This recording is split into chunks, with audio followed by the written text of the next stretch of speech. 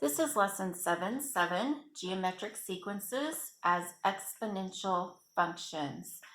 You may remember the last time we talked about sequences, we talked about arithmetic sequences. And how did we know that a sequence was an arithmetic sequence? It had a common difference. And this made a linear function. Well, today we're going to talk about the type of sequence that goes with an exponential function. And that sequence is a geometric sequence. So we're going to generate geometric sequences and we're going to relate them as to what they look like exponentially. So let's start with geometric sequence. This is a rather long vocabulary word, so listen carefully. A sequence in which each term after the first is found by multiplying the previous form by a constant called the common ratio. Again, a sequence in which each term after the first is found by multiplying the previous term by a constant called the common ratio. So instead of a common difference, which we looked for in an arithmetic sequence, we're going to look for a common ratio in a geometric sequence. And that leads us to our next term, common ratio. A common ratio is the ratio of successive terms of a geometric sequence. The ratio of successive terms of a geometric sequence. So let's go ahead and look at example 1. On example 1, it says, determine whether the sequence is arithmetic, geometric, or neither, and explain. So first, let's check and see if this is an arithmetic sequence. Is there a common difference between the terms? Can we add something each time to get to the next term? So if you look at the first two terms, 0 to 8 would be adding 8.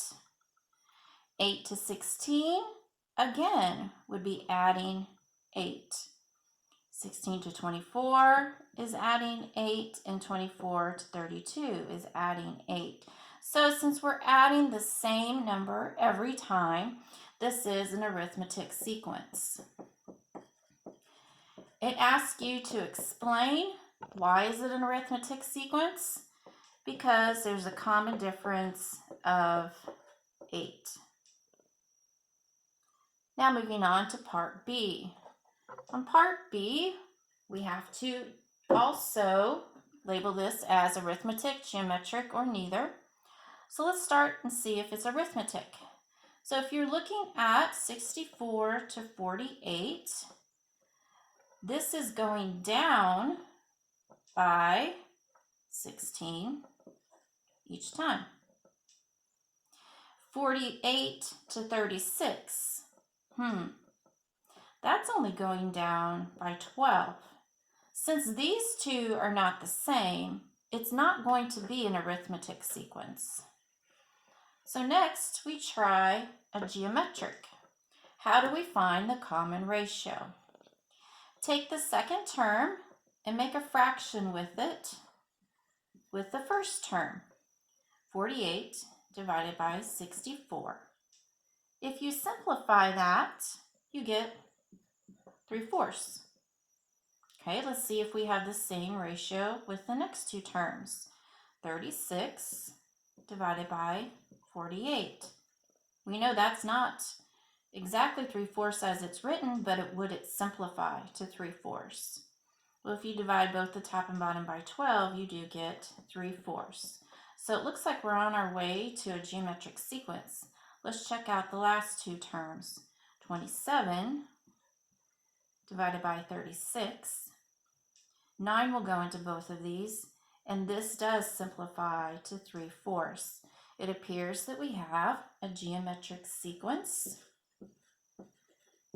Your explanation is it has a common ratio of 3/4. I hope you can see that. 3/4, common ratio. Now we don't have another example to run through, but what if you figured out that it was neither? What would you use for an explanation? You could say it would be neither because there is not a common difference and there is not a common ratio. Moving on to example 2. Find the next 3 terms of the geometric sequence. Since it says it is a geometric sequence, we have to find out what is the common ratio. If you remember from the last example, to find the common ratio, we took the second term, divided it by the first. This becomes -8. Just to double check, take the second term and divide it by, actually the third term, divide it by the second, and yes, you do get -8. So our common ratio is -8. And what do we do with that to find the next 3 terms? Take the previous term, which is -512, multiply it by -8, and you get 4,096. So each additional term is going to have to be multiplied by -8 to find the next. I want you to go ahead and try that and see what you get, and then check and see if you have the same answers as I do.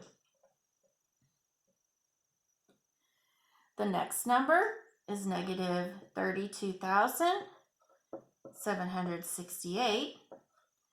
And when you multiply that by 8, the next term is 262,144. So each time to go from one term to the next, we multiplied by -8. Now let's look at example 2. See if you can find the common ratio. In order to do this, you would take the 20 and divide it by 40, which simplifies to 1/2. See if that is the same throughout the sequence. We are multiplying by a ratio of 1/2 each time. I want you to go ahead and take 5 times 1/2 and see what you get. Take that answer times 1/2 and so on to find the next 3 terms. When you multiply 5 by 1/2, you would get 5/2 or the number 2.5. I'm going to continue with decimals, multiplying that by 1/2. You would have 1.25. And lastly, 0.625. And that's how you find the next 3 terms in a geometric sequence. Multiply them by the common ratio. Now let's look at the formula that we are given. We are finding the nth term of a geometric sequence. Well, what does that mean? That means if we have the start of a sequence and we wanted to find, let's say they gave us the first 4 terms. If we wanted to find the 15th term of the sequence, then n in our formula would be 15. If we wanted to find the 101st sequence in that formula, it would take us a long time to keep writing it out over and over and over again until we got to the 101st term, and the chance for making a mistake would be very great. So they've come up with this formula where you could substitute 101 for n, and it would give you the 101st term. Let's look at our formula. The n, right here, a to the n, is the term number. Go ahead and label that. A to the 1. Well, since n is the term number and we have a 1 right here, couldn't this be our first term in the sequence? when we have these sequences, it'll always tell us what the first term is. And R, what have we been using? We've been using the rate. Going to come up with the ratio right here, or the rate. And N, again, represents the term number. So let's put this into practice. Look at example 3. Example 3. It says, write an equation for the nth term of the geometric sequence. It already tells us it's geometric. We have to just figure out what is the common ratio here. So if you're looking at the first and second term, what did they multiply by to get -2? Or you can do like we have been doing, take the second term divided by the first, and again you'll see it's -2. So R is going to be -2. Let's go ahead and substitute our information into our equation. It did not ask us to specifically find a certain term. So we're just going to leave the n like it is. But we know that a to the 1 was what the first term was. If you go back to your sequence, the first term was a 1. The rate that we found out was a -2. And we still don't know what n is, so leave it as n minus 1. Part B tells us to find the 12th term. So we know this is the first, second, third, and fourth. We could keep on going until we got to the 12th term. But to simplify it a little bit, we're going to use our equation.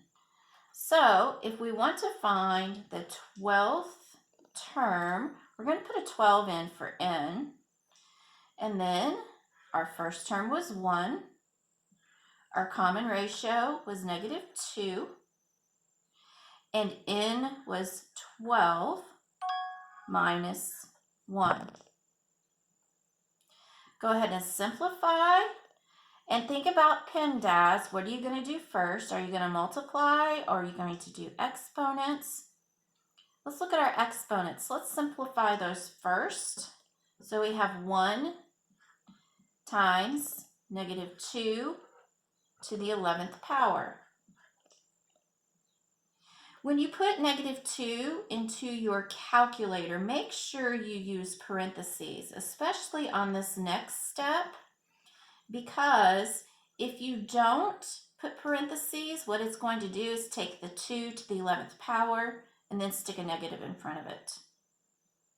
So go ahead and take -2 to the 11th power. And when you simplify that, what do you have?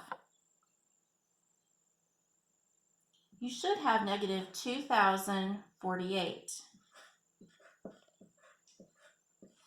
Take this number times 1. And if you were figuring this out and writing out each term, and you got all the way to the 12th term, the 12th term would say -2048. So using the formula for the nth term of a geometric sequence does save you time, and that's why we have it. Now let's go on to example 4.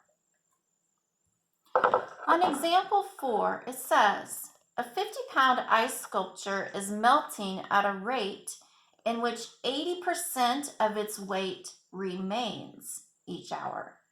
Draw a graph to represent how many pounds of the sculpture is left at each hour.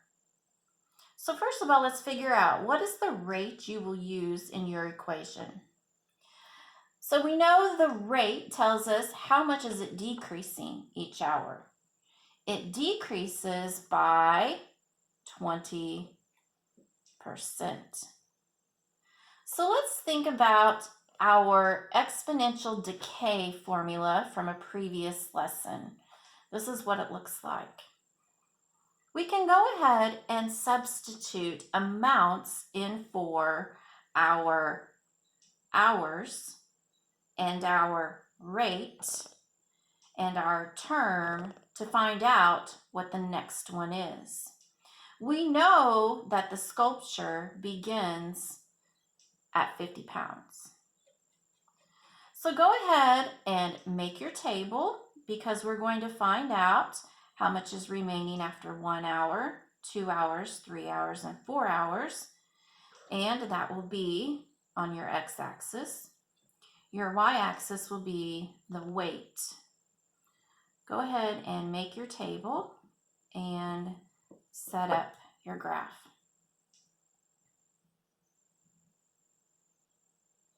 Now let's substitute our x into our equation and find out what y is. And x is actually going to be the a part of our equation, the beginning amount. So if we substitute 1, we have 1 minus. Well, it's decreasing by 20% each time. Actually, our 1 is going to go in for time. This is going to be our time right here. And we started out with 50.